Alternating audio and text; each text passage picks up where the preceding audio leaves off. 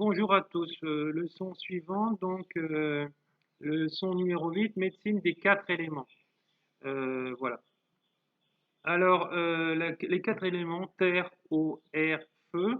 Le premier niveau, nous allons voir donc maîtriser et mieux comprendre chaque élément, diagnostiquer les problèmes par élément, proposer des soins adaptés voilà, aux personnes, pratiquez des soins des éléments sur soi, sur vous, clients, ainsi que les membres de votre famille et vos proches. Chapitre 1, maîtriser et mieux comprendre chaque élément. Donc, bonjour, bienvenue dans la leçon numéro 8, la médecine des quatre éléments, une autre manière de travailler avec nos clients. C'est incroyable, ce soin va compléter tout ce qu'on a appris dans les leçons précédentes sur les esprits des maladies et les extractions. La différence ici, ces deux soins restent dans le cadre de la médecine des quatre éléments. C'est une médecine douce, elle permet d'équilibrer les énergies dans le corps. Le chaman voit que les énergies ne passent pas bien, il voit d'où cela vient. La médecine chinoise comporte aussi la médecine des éléments, il y en a 5 éléments. C'est très facile à comprendre et à exercer la médecine des 4 éléments. Pour bien l'appliquer, il faut comprendre et bien maîtriser les 4 éléments. C'est cela qu'on va faire aujourd'hui. Pour adapter les soins sur soi par la création d'un élément, de terre, de feu, eau, air, nous allons travailler sur les 4 éléments qui sont la base de la création de toute chose dans l'univers, de la base la plus dense à la base la plus subtile. Nous sommes nous-mêmes le feu, l'air, l'eau, l'éther. Il est important de former l'intention que ces énergies soient équilibrées, ces énergies à l'intérieur comme à l'extérieur. L'harmonie du mental est la base de la pratique du chamanisme et de ces 4 éléments sont les alliés incontournables, extérieurs comme intérieurs. Les éléments, il existe deux systèmes d'éléments, un occidental, un système à 4 éléments, et un oriental à 5. Il faut connaître la différence. Nous allons travailler avec les éléments occidentaux, la terre, l'eau, le feu, l'air. La médecine orientale se base sur le fait qu'il y a l'air qui devient bois.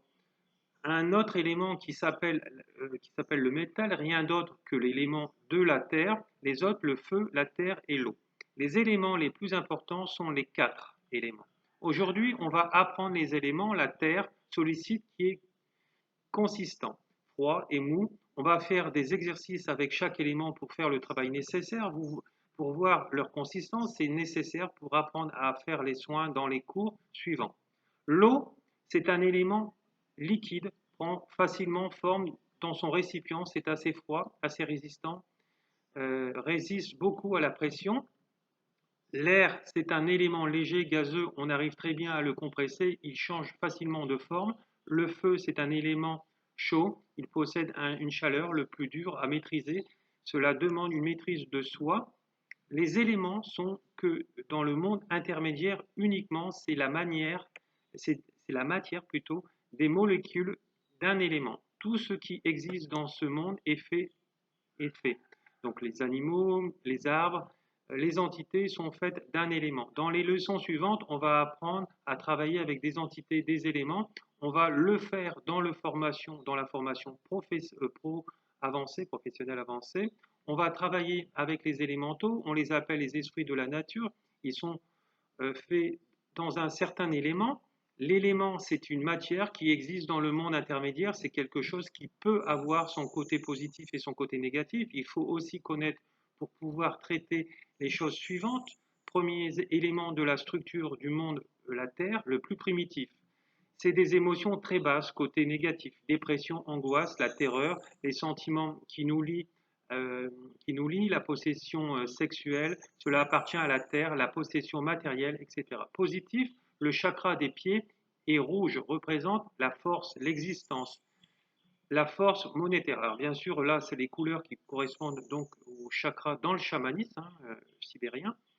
On va le voir tout à l'heure, c'est très facile dans le chamanisme. Alors il faut savoir que par rapport au système hindou, on utilise beaucoup plus le chakra aussi qui est sous les pieds.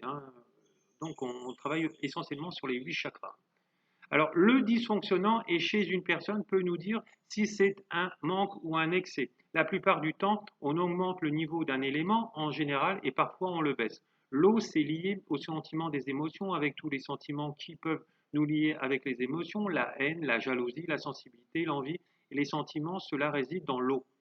L'air, les sentiments de liberté, les fonctions connectives, créativité, parole, l'analyse, les choses assez difficiles, problèmes tels que difficulté de trouver une relation, de trouver sa place, isolement, rupture, impatience, timidité, irrespect. Le feu, c'est un élément composé de deux côtés, côté négatif, la jalousie, la colère, la vengeance, l'orgueil, la passion, l'irritabilité. Il porte de son côté positif l'énergie créative sacrée, la joie, l'ascension. C'est une énergie très forte avec son côté négatif. Il est très destructeur. Ces quatre éléments, il faut les connaître, il faut pouvoir les maîtriser. C'est ce qu'on va apprendre à faire. Là, tout de suite, je vais vous apprendre à faire les exercices pour apprendre les quatre éléments. Il nous faudra avoir un allié. Je vous demande d'aller en fait dans le monde d'en bas, retrouver votre animal totem. Il va vous présenter un esprit. C'est possible qu'il a une forme humaine. Il se peut qu'un esprit va vous parler des quatre éléments. Vu qu'on va travailler et voir comment travailler avec eux, il se peut vous trouver les quatre éléments dans leur état absolu. Il se peut que vous les trouviez dans leur forme archétypale, quelque chose qui peut représenter les éléments, mais détaché de votre monde, de notre monde intermédiaire. C'est possible qu'un ancien chaman vous parle de cela ou un autre esprit qui va vous faire la découverte des quatre éléments. Donc, le travail à faire, une fois que vous avez rencontré les esprits, posé toutes les questions des quatre éléments, comment travailler, comment il faut faire et comment cela s'étudie, et revenir dans le monde d'ici et maintenant. On se retrouve dans les vidéos suivantes. Voilà. Pour mes élèves, il y aura une autre vidéo. Je vous remercie. À plus tard.